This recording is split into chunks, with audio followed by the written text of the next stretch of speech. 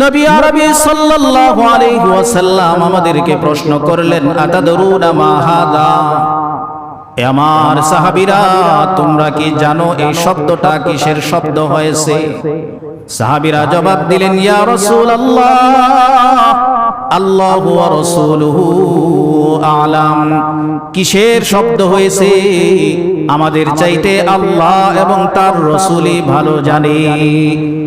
নবী আরবি তাদের বললেন, হাদা হাজারুন রুমিয়া ফিন নারি মুনযু ৭০ খরিফা।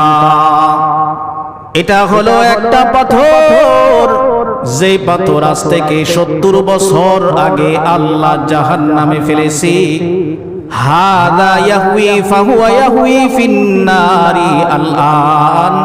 ৭০ বছর আগে আল্লাহ যে পাথরকে জাহান্নামে ফেলেছে, আজকে ৭০ বছর পরে মুহূর্তে পাথরটা জাহান্নামের গন্তব্যে গিয়ে পৌঁছায় আছে। সুবহানাল্লাহ।